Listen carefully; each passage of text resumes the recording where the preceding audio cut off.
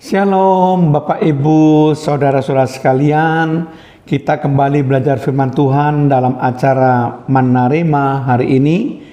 Saya harapkan meskipun masih dalam suasana di mana COVID-19 tidak benar-benar berlalu, tapi kita bersemangat di dalam Kristus bahwa Kristus akan tetap memelihara kita, mengayomi kita, melindungi kita, sehingga kita bisa berjalan dalam hari ke hari bersama dengan Yesus Kristus. Kebenaran firman Tuhan diperlukan untuk bisa menguatkan kita di dalam perjalanan hidup kita. Ketika kita menghadapi berbagai halangan rintangan, maka firman Tuhanlah yang akan bisa menguatkan dan menghibur kita. Mari kita buka terlebih dahulu acara Manna Rema hari ini.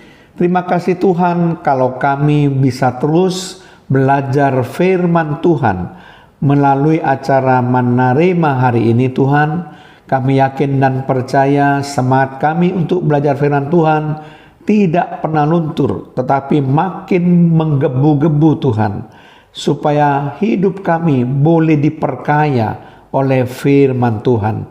Terpujilah nama-Mu Tuhan, di dalam nama Tuhan Yesus Kristus. Haleluya. Amin. Shalom Bapak Ibu, Saudara-saudara sekalian. Kita tetap akan membahas mengenai siapakah pemimpin rohani itu, bagian yang keempat. Sekali lagi, topik yang akan kita bahas kali ini adalah siapakah pemimpin rohani itu, bagian yang keempat. Seorang pemimpin rohani selalu percaya kepada Allah dan juga mengenal Allah. Ia senantiasa mencari kehendak Allah, tidak suka menonjolkan diri sendiri, berusaha untuk mencari dan mengikuti cara-cara Allah, berusaha untuk mentaati Allah, selalu didorong oleh kasih-Nya kepada Allah, dan selalu bergantung sepenuhnya kepada Allah. Kepemimpinan rohani tidak dapat dijelaskan semata-mata atas dasar kemampuan alamiah yang dimiliki, melainkan terutama karena Allah lah yang menghendaki, menetapkan, dan memilih dia untuk menjadi pemimpin. Sebagai contoh, dalam Perjanjian Lama, Allah banyak mempersiapkan para pemimpin rohani. Misalnya, Allah mempersiapkan dan memanggil Musa dan Yosua untuk menjadi pemimpin bagi umatnya. Bisa dibaca dalam Keluaran pasal yang keempat dan Yosua pasal yang pertama. Begitu pula dengan Harun dan keturunannya berkaitan dengan jabatan keimaman dalam Perjanjian Lama. Bisa dibaca dalam Keluaran 28 ayat yang pertama. Allah juga yang membangkitkan para hakim bagi Israel. Bisa dibaca di Hakim-Hakim pasal yang kedua ayat yang ke-16. Allah juga yang menetapkan raja bagi Israel, misalnya Raja Saul. 1 Samuel 10 ayat yang pertama.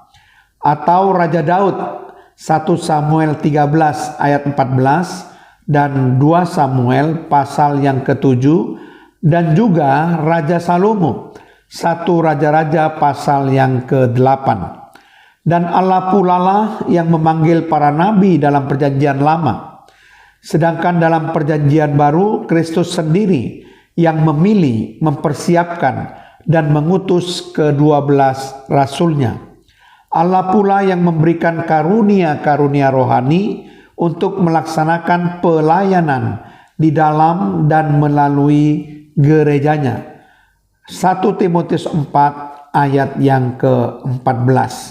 Di samping itu, seorang pemimpin rohani harus tahu kemana ia pergi. Seperti seorang gembala, ia akan berjalan di depan kawanan dombanya.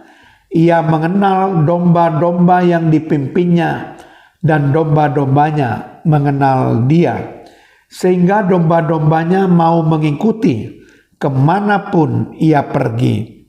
Ini merupakan cara dari Yesus, Sang Gembala Agung kita, sebagaimana tertulis dalam Injil Yohanes pasal 10 ayat yang keempat, jika semua dombanya telah dibawanya keluar, ia berjalan di depan mereka dan domba-domba itu mengikuti dia.